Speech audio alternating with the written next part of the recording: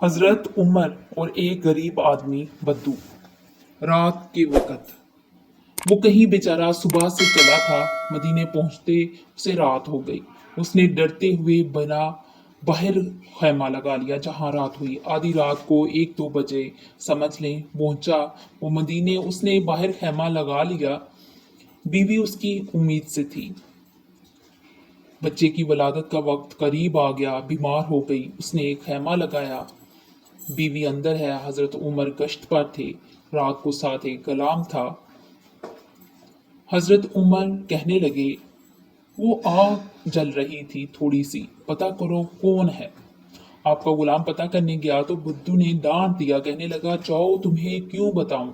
حضرت عمر کہنے لگے مسافر بھائی بتا تو صحیح۔ کہنے لگا جی چھوڑیں، میں آپ کو کیوں بتاؤں میں کون ہوں، کیسے آیا ہوں۔ فرمایا خیمے کے اندر سے کراہنے کی آوازیں آتی ہیں، کوئی درد سے چیخ رہا ہے، بتا ہمیں کیا بات ہے۔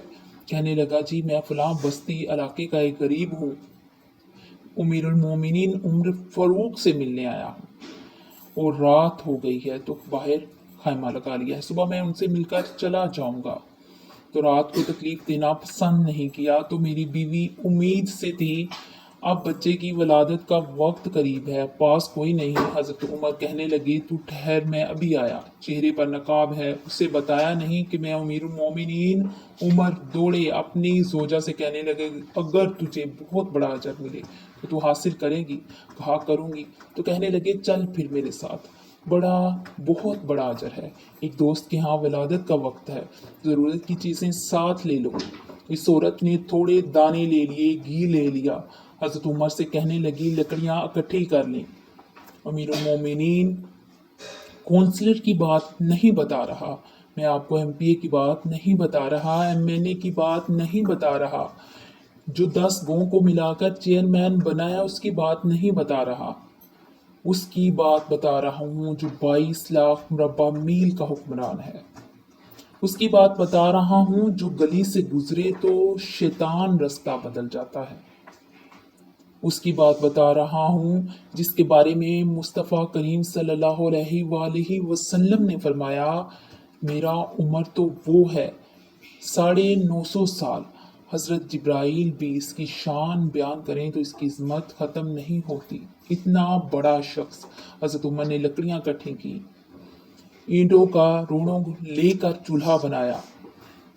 آپ کی زوجہ کہنے لگی یہ تھوڑے دانے ڈالیں، گھی ڈالیں اور ایک لکڑی لے کر ان کو ہلائیں، ان کو تیار کریں، خود زوجہ اندر چلیں گی۔ حضرت عمر رضی اللہ تعالیٰ عنہ باہر پکانے لگے۔ وہ بدو کہتا میں اس طرح کا ان کے ساتھ سلوک کرنے لگا جیسے چوکی دار کے ساتھ کوئی کرتا ہے۔ میں سمجھا عمر نے یہ چوکی دار رکھا ہے، جانے مہمان، میں کبھی پانی کا پیالہ مانگتا، حضرت عمر دوڑے جاتے، کبھی پانی لاتے۔ او مسلمانوں، او میرے رسول کے غلاموں، عزیزو، عمر فاروق۔ وہ غلام کہتا، میں عمر سے کہتا غلام پانی لا، عمر دوڑ کے پانی لاتے۔ میں کہتا تجھے گھی پکانا ابھی نہیں آتا، پہلے بھی کبھی پکایا ہے؟ تو عمر فرماتے کوشش تو کر رہا ہوں۔ میں کہتا پہلے بھی کبھی تیری بیوی نے یہ کام کیا ہے؟ تو حضرت عمر کہنے لگے مجھے یاد نہیں، پوچھ کر بتاؤں گا۔ وہ کہتا کیا رنگ تھا، کیا انداز تھا، کیا مصطفیٰ صلی اللہ علیہ وسلم کی تربیت، کیا انداز حضور نے سکھائے غلاموں کو، یہ کس طرح کا امیر ہے کہ یہ ہنڈیاں پکا رہا ہے، پھونکے مار رہا ہے، ایک غریب کے لیے، دیہاتی کے لیے جسے جانتا بھی نہیں، اندر اس کی شخص کی بیوی کے ہاں بچہ پیدا ہوا۔ تو حضرت عمر کی بیوی اندر سے بول کر کہنے لگی امیر المومنین مبارک ہو، آپ کے دوست کے ہاں بیٹا پیدا ہوا ہے۔ جب کہا نا امیر المومنین مبارک ہو تو وہ شخص کہتا میرے ہاتھ کانپنے لگے اور میں اس طرح دوڑا کہ میری پگڑی گر گئی۔ میں دوڑا تو عمر نے بلایا، کہا کدھر جاتے ہو؟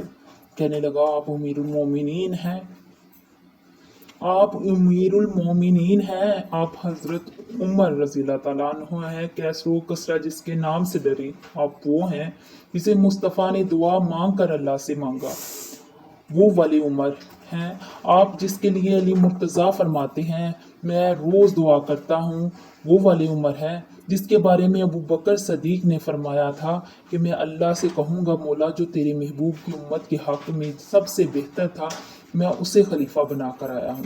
وہ والی عمر ہے حضرت عمر امیر المومنین کی بیوی، وہ خاتون اول ہوتی ہے، وہ تو ملکہ ہوتی ہے۔ تیری بیوی دائی بن کر ایک غریب کے بچے کے پاس بیٹھی رہی ولادت کے وقت۔ محمد رضی اللہ تعالیٰ عنہ امیر المومنین ہو کے تیری داڑھی ساری دھوئیں سے بھر گئی، تو ڈیوٹی کرتا رہا، رو پڑی اور اس بدھو کو سینے سے لگا کر کہنے لگے تجھے پتہ نہیں تو کہاں آیا ہے، اس شہر کا پتہ ہے؟ اس نے کہا حضور کہاں؟ فرمایا یہ میرے نبی کا مدینہ ہے، یہ مصطفیٰ کا مدینہ ہے، یہاں امیروں کا استقبال نہیں ہوتا، یہاں غریبوں کے استقبال ہوتے ہیں۔ یہاں حضور نے اس سٹیج پر میرے رسول پاک نے وہ والا رنگ دیا ہے۔ اب غریب سر اٹھا کر جینے لگے ہیں، اب مزدوروں کو عزتیں ملنے لگی ہیں، اب یتیموں نے سر اٹھا لیا ہے کہ ہمارا سننے والا